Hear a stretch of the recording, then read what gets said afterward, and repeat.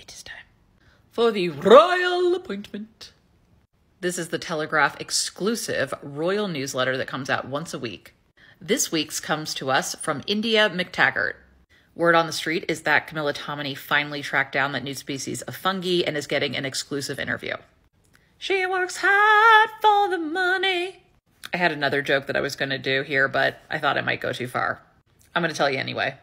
Camilla Tominey was doing her monthly ritual of feasting on the blood of virgins, so she was too busy to write this week's. I'm just kidding. I'm just kidding. Allegedly. No, seriously, I'm still kidding. The royal appointment does vary from week to week, but it's typically Camilla Tominey. This week's headline is, Prince Harry's action-packed week is sure to provide a series of revelations.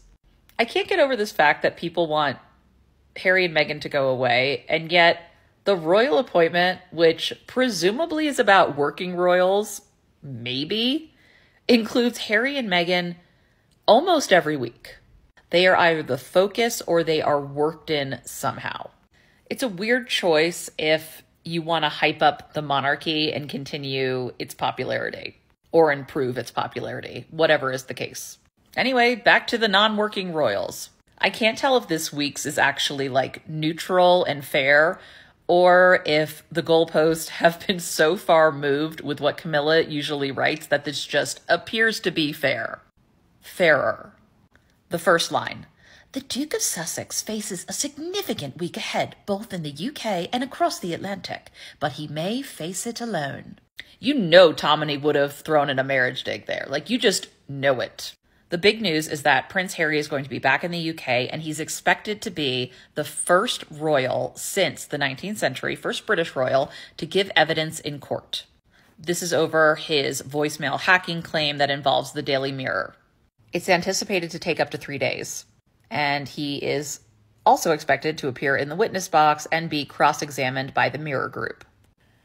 King Charles, who we heard was torn up about not being able to see or spend more time with Harry at his coronation, is obviously making time in his schedule to see his youngest son. JK, that bitch is going to Transylvania to feast on the blood of... I'm just kidding. He's got a very important meeting with Count Chocula that he simply can't miss. No, but seriously, he is going on a solo hiking trip to Transylvania instead of seeing his son. Strong contender for Father of the Year. India points out that Meghan's probably going to stay home with her children in Montecito. Yeah. Yes. Makes sense. The media storm if she went to the UK. Not worth it. And then the other thing that has come up is his visa application for the United States of America. Quote, the U.S. government will appear in court next Tuesday to answer questions over his application, which the right-wing think tank, the Heritage Foundation, has demanded to be released. End quote. The Heritage Foundation is not merely a right-wing think tank. It is a fairly extreme conservative Christian right-wing think tank. This is a pretty obvious publicity stunt, a way to attach themselves to a celebrity of notoriety.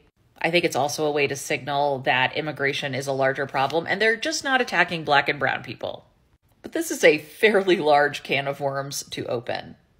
I mean, Keith Richards lives here. He's not a citizen, but he is a permanent resident. Justin Bieber. Truthfully, feels like a waste of time. Feels like a way to tie up the courts and get some publicity and something that Fox News can scream about. And that's basically the royal appointment for the week. And again, was there nothing else to talk about happening with the actual working royals of the British royal family?